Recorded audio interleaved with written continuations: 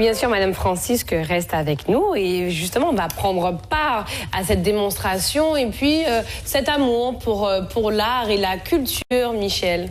Effectivement, avec Madame Adélaïde Corinus, nous avons déjà la calebasse en pleine action. Elle n'a pas pu résister, elle travaille déjà sa calebasse parce que de la calebasse, Madame Corinus fait des œuvres d'art, de l'art de la table, de la décoration, tout est possible. Madame Corinus, réservons cet atelier d'initiation à la sculpture sur calebasse, peut-être pour la fin de la rubrique, et parlez-nous un peu de vous. On sait que vous êtes plasticienne, collagiste, que vous travaillez la gravure sur calebasse et l'art de la table, mais vous faites également des peintures à base de papier fabriqué, mâché. Comment ça se passe? Vous avez tellement de cordes à votre arc qu'on ne sait plus où donner de la tête. Alors, oui, je travaille le papier parce que moi, je trouve qu'on jette beaucoup dans le monde où nous sommes et que quelque part, on a des fois du papier qui est super beau, de très belles couleurs. Donc, je les réintègre et j'utilise ce papier comme si c'était de la peinture. Et à partir de là, je recrée des œuvres qui sont entièrement réalisées en papier. Mais au-delà de ça, je suis passionnée par tout ce qui existe chez nous. Je récupère aussi des fibres végétales dans un certain nombre de végétaux que je fais cuire avec de la soude. Juste devant vous, c'est de la fibre de coco? Non. Qu'est-ce que c'est comme de la fibre d'agave. Et ensuite, les fibres sont recuites et je les stocke et je recrée du papier à la cuve, soit avec du coton, soit avec d'autres matériaux et que je réintègre dans des œuvres d'art de telle façon qu'il y ait une mémoire, parce que je travaille beaucoup autour de la mémoire. Qu'est-ce qui est nous? Qu'est-ce que nous en faisons? Est-ce que tout est bon à jeter? Est-ce que tout est bon à garder? Et je pense qu'en tant qu'artisane et en tant qu'artiste, mon questionnement est comment nous intégrons notre environnement et qu'est-ce que nous avons envie de garder qui est nous-mêmes et qui réveille en nous de la mémoire. Alors on le voit d'un point de départ, c'est-à-dire une feuille vulgaire, une simple feuille d'arbre ou alors du papier recyclé, vous aboutissez à différentes techniques qui produisent carrément de l'art. Est-ce que vous avez suivi différentes formations ou est-ce que vous êtes formé sur le tas? Je pense que j'ai toujours, aussi loin que je me remémore, j'ai toujours été intéressée par l'art. Dans ma génération, il n'y avait pas d'Internet, il n'y avait pas de Facebook, il n'y avait pas de téléphone, donc on s'occupait. On faisait des poupées avec le reste de maïs. On faisait. C'était à l'époque en sépia. Oui, et on récupérait, on faisait des nattes et on refaisait des visages on faisait des poupées avec des calebasses, on faisait des poupées en tissu. Madame Francisque aussi, sans vous interrompre, a aussi quelques souvenirs à ce niveau? Avec les graines de mango. Avec des graines de mango. Oui, avec les graines de mango. Tout était prétexte à s'occuper et à réaliser des choses de ses mains. Donc aussi loin que je remonte dans ma mémoire, ça faisait partie de mon environnement. Ensuite, j'ai habité une propriété où il y avait les anciens. Il y avait simplement la pièce où on dormait. Tout se passait dehors.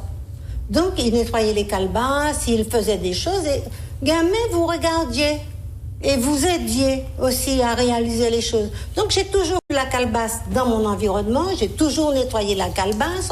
À l'époque, c'était avec des tessons de bouteilles qu'on grattait l'intérieur. C'était pas avec des outils sophistiqués.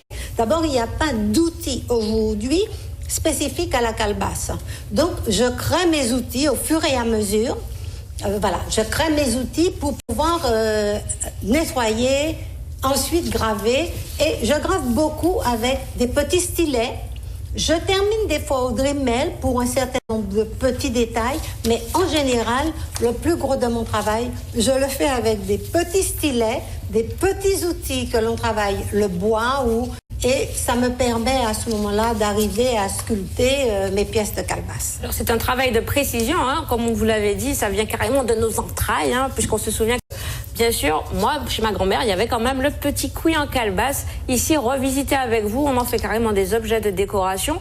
Et vous avez aussi voulu perfectionner cet art de la table, pousser au maximum, lorsqu'on peut les retrouver, en fait, vos œuvres carrément sur les grandes tables. Je pense que l'objectif était de donner des lettres de noblesse à la calebasse, dans la mesure où traditionnellement c'est un ustensile de cuisine, où on met le poisson, on fait le maïs ou le coco pour les bêtes. Et en fait, aujourd'hui, je me suis dit, ça mérite une autre place, ça mérite une autre vie, surtout pour les intérieurs modernes, surtout pour les jeunes qui souvent ne connaissent pas la calebasse et n'en ont même des fois jamais vu et ne savent pas le nettoyer. C'était une manière aussi de dire, ça c'est à nous. Est-ce qu'on a envie de le réintégrer dans notre quotidien? Donc, mais non pas de façon traditionnelle, mais de façon moderne. Moi, je dis vive la calebasse. Ah ouais. Vive la calebasse. La calebasse, c'est à nous. Et pourquoi pas et pourquoi pas une petite initiation maintenant que vous nous avez donné la calebasse à la bouche, Madame Corvinus, hein, allez-y, montrez-nous les différentes quelques étapes. Voilà. Donc, mes petits stylets me permettent, voilà, de graver des dessins de base. Alors, il y a des stylets de grosseur et de formes différentes. Ça s'appelle des gouges, d'ailleurs, des gouges à bois. Et à partir de là, au fur et à mesure, donc, je travaille très souvent sans dessin préalable. J'ai juste tracé des repères pour centrer mon travail. Et à partir de là, vous voyez, les gants sont nécessaires parce que la calebasse verte se travaille avec moins de risque d'accident et on va la laisser ensuite sécher. Les risques d'accident, quels sont-ils? Qu'elle se brise, non? Les risques d'accident avec la calebasse. Que la pièce dérape, le stylet dérape et blesse. Et ça fait de très belles entailles.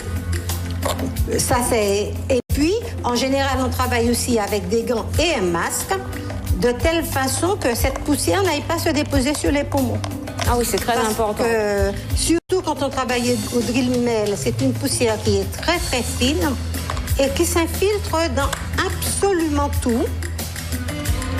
Alors, possibilité de travailler à la main, possibilité de travailler aussi avec des petites mèches, qui sont aussi des mèches très très petites, pour avoir des dessins particulièrement finis et fins.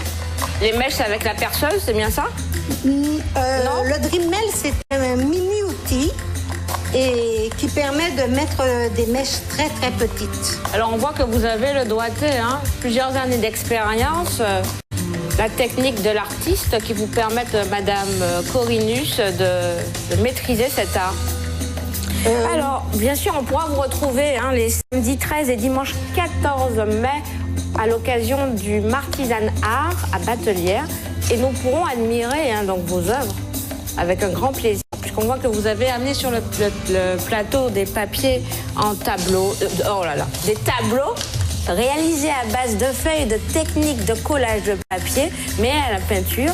Mais de toutes les façons, l'art de Madame Adélaïde Corvinus se déguste vraiment petit à petit. On ne peut pas tout résumer en quelques minutes. Déjà là, on vous voit travailler, on est quand même submergé par l'émotion, parce que vous travaillez votre matière de manière très très précise. Alors que Madame Corvinus nous en laisse un petit peu aussi pour notre bonus que vous pourrez retrouver sur la page Facebook de votre émission Service Première. Retrouvez également les informations quant aux ateliers, les expositions. Et puis on l'a compris avec Jimmy et Michel, c'est un week-end chargé en culture et en art qui nous attend. Le spectacle des balisiers, nous avons aussi des créations de Madame Corvinus à découvrir. Donc retrouvez le programme sur notre page Facebook Service Première. Et si vous n'êtes pas ni Facebook, parce que comment ça, vous dites les autres pas ni Facebook, vous pourrez aussi avoir les informations au standard de Martine Première 05 96 59 52 00. La suite de votre émission Service Première avec la Telenovela, et juste après, nous serons en compagnie d'agents de la Caisse générale de sécurité sociale. Nous vous informerons sur la réouverture de la nouvelle agence de l'étang Abricots. Et puis sans oublier à 12h50, DJ Joe Hakim sera avec nous dans Moon Pays. À tout à l'heure et merci à tous.